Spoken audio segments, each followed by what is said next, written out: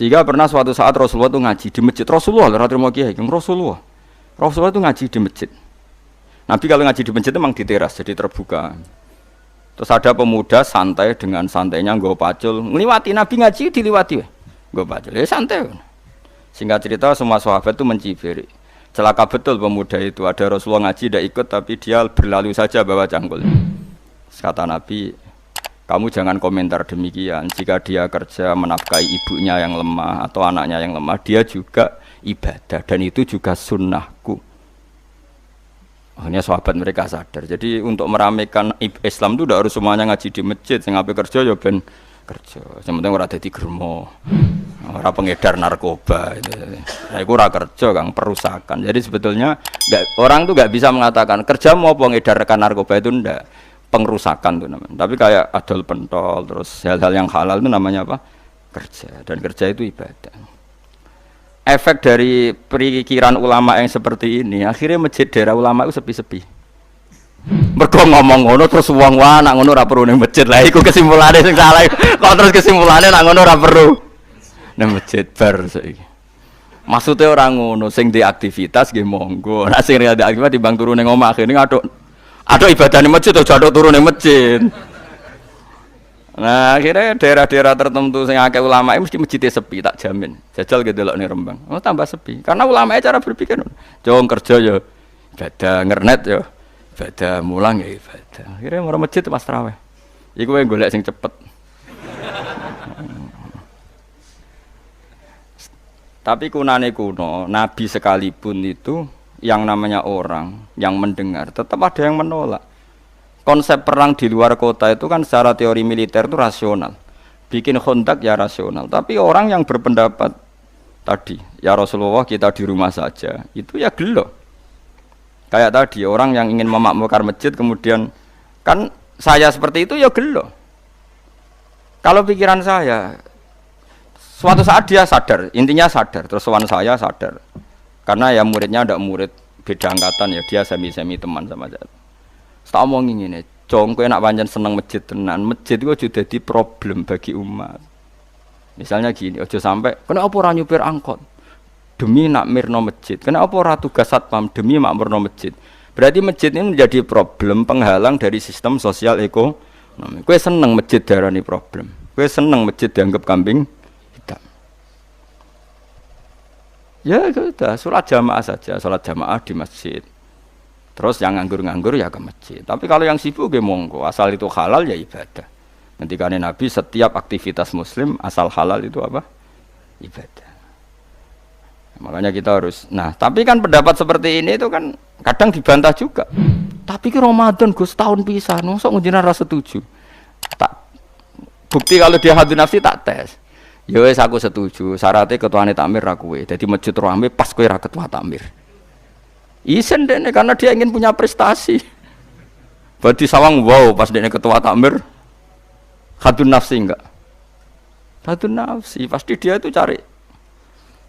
Ya jajal pengajian sing gede-gede. Mergo pengurus takmire kepengin pas era ndekne tau pengajian geden. Pas gak pengurus takmir terus ana pengajian geden. Lah opo rame-rame bareng. Padahal orangnya sama. Nah itu ulama itu tukang ngomong seperti itu. Mungkin menyakitkan, tapi ulama itu terus ngomong seperti itu supaya agama ini dibawa berdasar ikhlas, bukan hadzun nafsi, bukan kepentingan pribadi. Tapi tentu ulama tetap ngomong iktikaf ya sunat baik, kerja ya baik, amal lainnya asal baik ya baik. Ngomong gitu terus. Tapi kan mangkel loh akhir ulama, karena bagi pengurus masjid baik itu pas Ramadan ya masjidnya rame. Bagi yayasan yatim piatu amal apik ya dikekno yayasan yatim piatu. Bagi KBIH, bagi travel amal apik ya umroh. Ya ora. Lha tenan kula raguyen.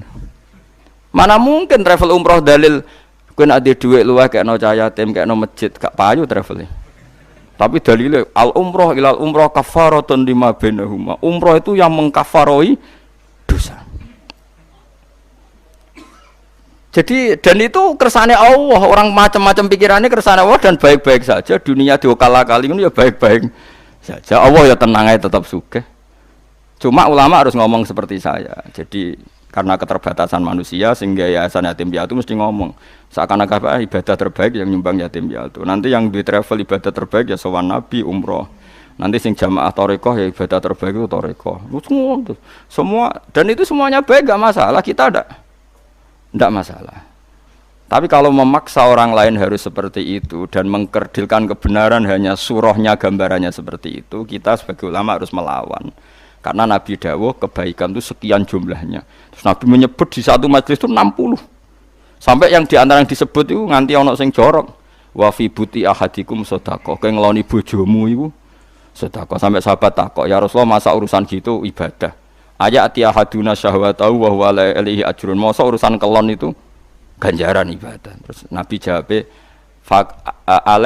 kata Nabi, "Faqih falawadu'a fi haramin akana alihi wisrun." Kalau andikan dia meletakkan mental seksnya atau aktivitas seksnya di luar yang halal, apakah itu tidak dosa?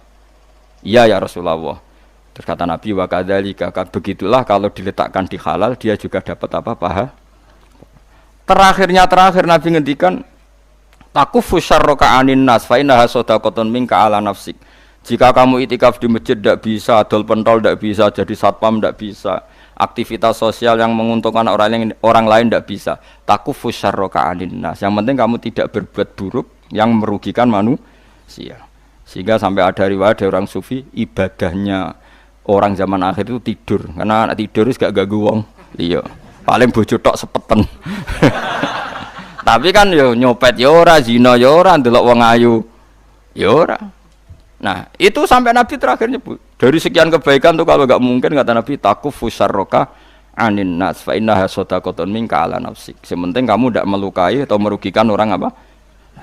Sehingga misalnya ulama kok ngerti ada orang tidur di rumah, wong apik, gak ganggu wong. Ana bajingan mati, wong apik, ora iso bajingan meneh. Nah, akhirnya masyhur orang krono bajingan mati, kiai tenan yo. Saya nggih mayit niku, wong gak siap meni saya. Bajingan sih. Saya padahal ning atine kiai nek mati ya apik dong ora iso bajingan. Akhir dari bajingane ya wis mati. Lha sekarang ngakhiri bajingan apik ta elek? Apik. Berarti matine elek ta apik? Apik. Maksudnya kiai apik iku apik matine ora apik wonge.